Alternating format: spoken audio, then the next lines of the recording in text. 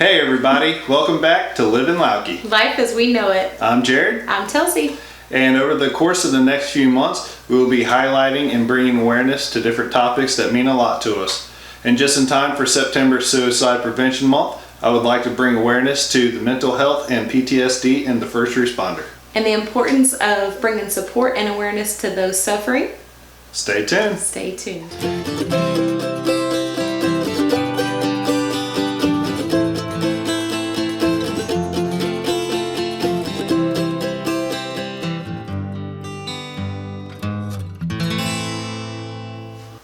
What's up everybody? Welcome back.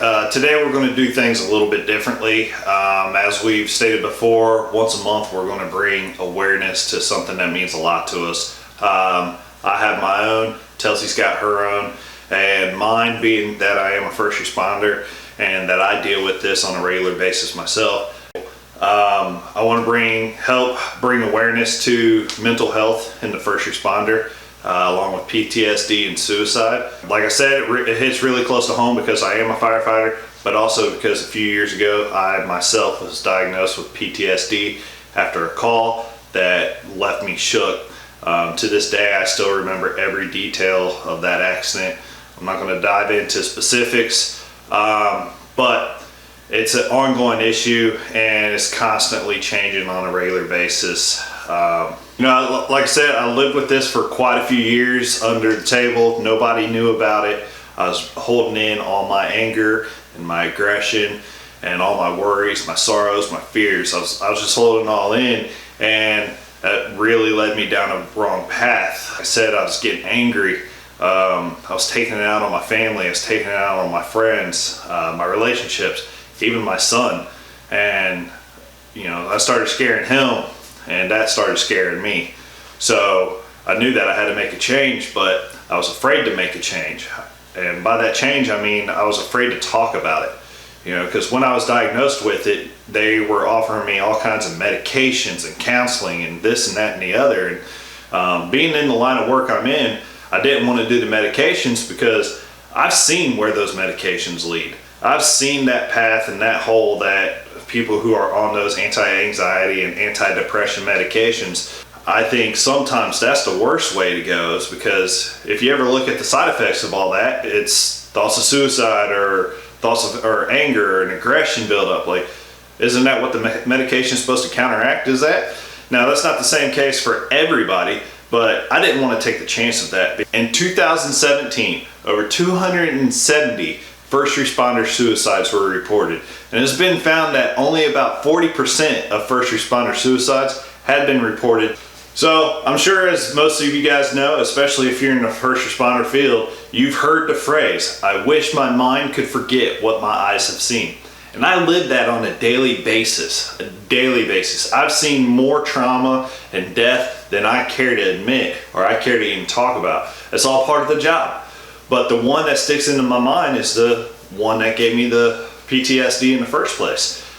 I can't even go past that road without having a nervous breakdown. And if I see a scene that's even close to what that one looked like, I have a nervous breakdown. For the most part, I can handle myself pretty well on the job, because the one thing that gave me PTSD is also part of why I'm able to continue to go every day. I couldn't help them, but I'm going to do my damnedest to help the next person that I can help.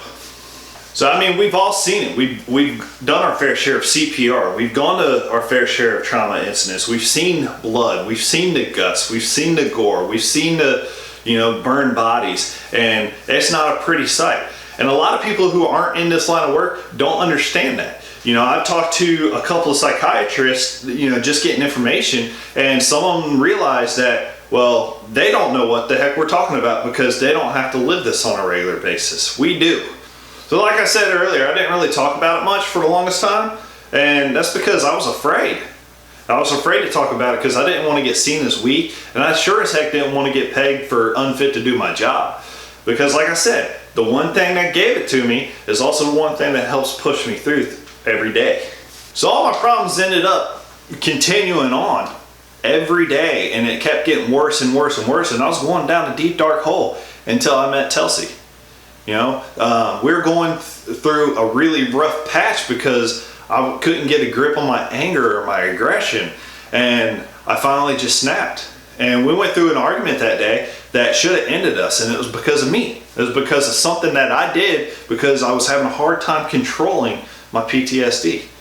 So I finally broke down and I told her everything. I broke down, I told her every detail of that incident, and I don't do that. I don't talk about it. Everything I was afraid of, everything that I was going through for the past so many years because I wasn't talking to anybody. And I probably cried for a good solid 3 or 4 hours, and she sat there with me the whole time.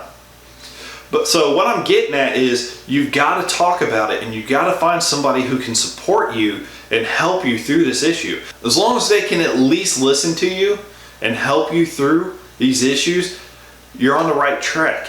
I'm not saying you have to go talk to a counselor or a coworker. What I'm saying is you have to talk about it. Even if you write it down in a journal and let somebody else read it. Even if you just go to a family member and say, hey, I need you to sit down. I need to talk about something.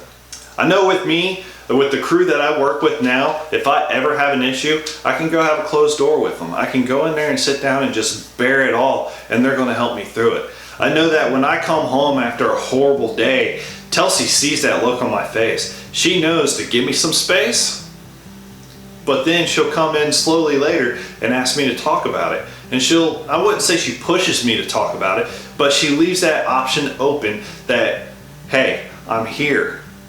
Whenever you're ready to talk about it, we can talk about it.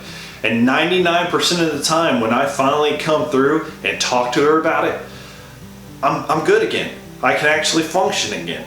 Because I've been in that situation where I've cowered in a corner and I didn't want to say anything to anybody. And that's not the life I wanted to live. So over the course of the next couple of months, there's going to be a lot of stories that I'm going to post out. I'm going to be doing interviews with other people who are going through the same thing. I'm going to try to get interviews from counselors and people at work at the fire service to try to push this.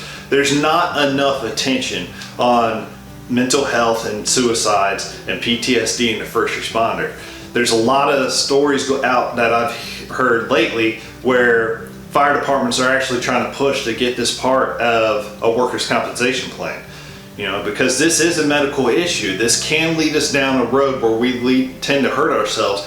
I'm going to leave some links in the description down below. The first one is going to be the North Carolina First Responders Peer Support Group. You can text them, you can call them, all that information will be below.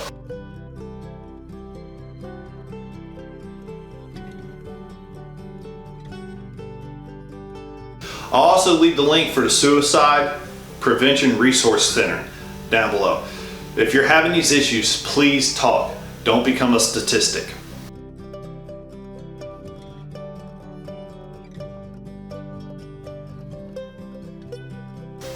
Alright guys, if you like what you're seeing, please hit that subscribe button below and the bell. That's going to send you notifications every time we have a new topic or a story, every time we post a new video. Like I said before, this is going to be an ongoing topic.